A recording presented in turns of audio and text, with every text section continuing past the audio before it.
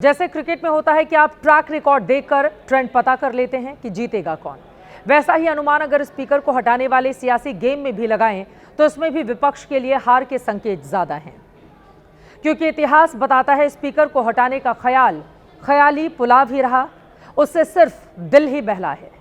3 उदाहरण आपके सामने रख देते हैं। 1954 में लोकसभा स्पीकर जीवी मावलंकर को हटाने का प्रस्ताव लाया गया। यह इस तरह का पहला प्रस्ताव था, लेकिन खारिज हो गया, नामंजूर। 1966 में लोकसभा स्पीकर हुकम सिंह के खिलाफ प्रस्ताव लाया गया, लेकिन उसको भी खारिज होना पड़ा। प्रस्ताव पर चर्चा के लिए 50 सदस्य भी उठकर खड़े नहीं हो पाए। 1987 में लोकसभा स्पीकर बलराम जाखड़ के खिलाफ भी प्रस्ताव लाया गया, लेकिन स्पीकर को तब भी नहीं हटाया जा सका। ये प्रस्ताव भी खारिज हो गया था।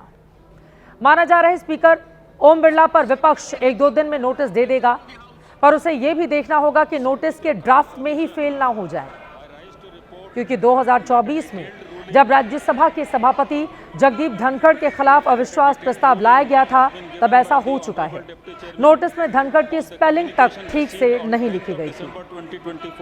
उपराष्ट्रपति की छवि बिगाड़ने और जल्दबाजी दिखाने की गलतियां भी पकड़ में आई थी। इन सब के बीच राहुल गांधी कब बोलेंगे, कब बोलने का मौका दिया जाएगा, इसके बजाय उस नई मुसीबत पर आते हैं जो उनकी तरफ अब आ सकती है। दिल्ली पुलिस ने जनरल नरवणे की किताब लीक होने के शक में केस दर्ज किया है। दिल्ली स्पेशल सेल को पता चला कि जनरल नरवणे की किताब फॉर स्टार्स ऑफ डेस्टिनी की पीडीएफ कॉपी ऑनलाइन सर्कुलेट हो रही है। इसी पर केस दर्ज हुआ है कि जब किताब को मंजूरी नहीं दी गई, उसकी लीगल छपाई नहीं हुई, तो उसकी पीडीएफ कॉपी शेयर कैसे की जा रही है? क्या इसे किसी ने लीक कर दिया? और अगर किया है तो वो कौन है? 2 फरवरी को राहुल गांधी ने संसद में किताब का कवर पेज दिखाया था, जिस पर उन्हें रोका गया। इसके 2 दिन के बाद राहुल गांधी किताब की हार्ड कॉपी लेकर संसद पहुंचे।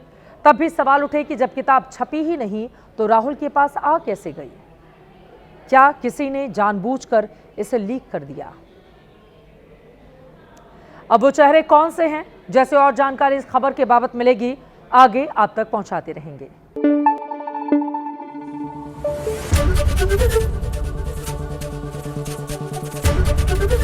एबीपी न्यूज आपको रखे आगे।